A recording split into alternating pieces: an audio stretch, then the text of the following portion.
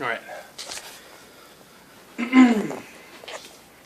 Chris Saunders, the speech is to inform on U.S. government contracting, and today is 9 February 2014. Okay, according to the USspending.gov, in fiscal year 13, the U.S. government spent $460.2 billion on contracts alone. Bill Gates' net worth is $67 billion. So to give you a closer look at what this is, the government spent 8 times of his net worth in 1 year alone. So that's a lot of money. This all starts with the government contracting office and what they do every day. It's very important that you know what these dollars are being spent on and what contracts they're being spent on also, because after all, we are funding everything with our tax dollars. Today I will share with you what I do every day, from the regulations that are to be followed to the acquisition planning, all the way through contract award and contract monitoring. I will then share some key statistics and numbers related to government contracts. With that being said, let's take a look at the Federal Acquisition Regulation, or simply the FAR. We contracting specialists like to call this this book the Contracting Bible. Okay, the Federal Acquisition Regulation, which you can find on farsite.hill.af.mil, or simply the FAR site.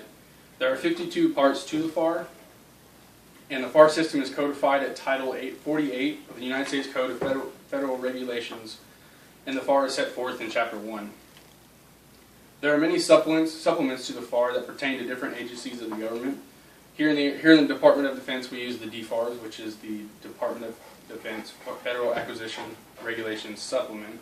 The Air Force has their own special supplement also, which is the AFARS, and the Army has the AFARS. And there's many more for Department of Veterans Affairs and Department of Transportation, things like that. Within the FAR, like I said, there's 52 parts, and some of the main ones that we use for soliciting contracts are like sealed bidding and contract negotiations, and FAR Part 12, which is the biggest one we use, which is commercial acquisitions. And a commercial acquisition is basically anything you can buy off the shelf at the store that the public can get their hands on. By using the FAR, we are able to better understand the acquisition or contracting process. To have a successful acquisition, you must first plan your acquisition precisely. This planning or process will set up for a smooth solicitation process. First, you would obviously start with market research and see where the specific service or commodity itself can be found at.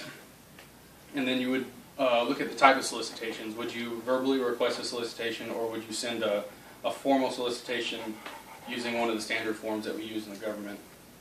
And what we try to do is we try to find small businesses to fulfill these requirements, because we want to give at least 23% of all contracts to small businesses according to the Small Business Administration. In April 2013, Vernon Edwards stated that once you have received proposals in response to a solicitation, you will then evaluate these proposals. The lowest price, technically acceptable proposal will receive the contract award in most cases. At this point, a contract has been formed. Lowest price, technically acceptable is pretty much if the proposal by the contractor is technical standards to the solicitation that you submitted, and then if it's technically acceptable according to those standards, the lowest price obviously wins the award.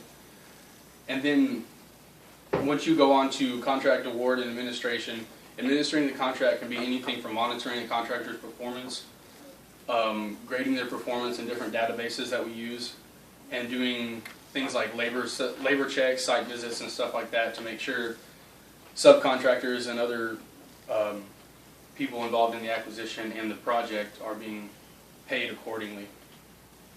So, as you already know, the government spent $460.2 billion on contracts last fiscal year. I want to take a closer look on how much the Department of Defense contributes to this. Dollar figures and statistics within the Department of Defense. The Department of Defense spends more money on contracts than any other agency in the federal government. And according to bizjournals.com, which is a website that tracks all government spending and businesses that are being conducted within the government, according to this website, Lockheed Martin is the top prime contractor for the DoD. And if you don't know that, then you don't work for the government at all. $26.5 billion goes towards the production, design, and maintenance of aircraft. most of these funds are most of the funds that actually are being used by the Department of Defense are being allocated towards the construction of facilities and real property, which this number would be roughly around $345 billion within the DoD. And then 57% of these contracts were competed for. And when I say competed, I mean they were competed for by various companies. A lot of companies will have a sole source contract, which means that they're the only person that could actually provide the service or commodity because it's either proprietary information or other things like that. But then more than half of these contracts are competed, so you would send out the solicitation to different companies. They would submit their proposals and you would evaluate them. And this is good because we want the most competition we can possibly get within the small businesses, because this also drives costs down and really helps out the local economy with the small businesses. Now you know the process of a government contract, including the regulations, the acquisition process, all the way to contract award, and a few facts on what in contracting in the U.S. government, how much money is spent. Again, it is very important that we all know what this government is spending tax dollars on, and knowing what they are being put into good use in defense of our nation. Thank you. Very solid.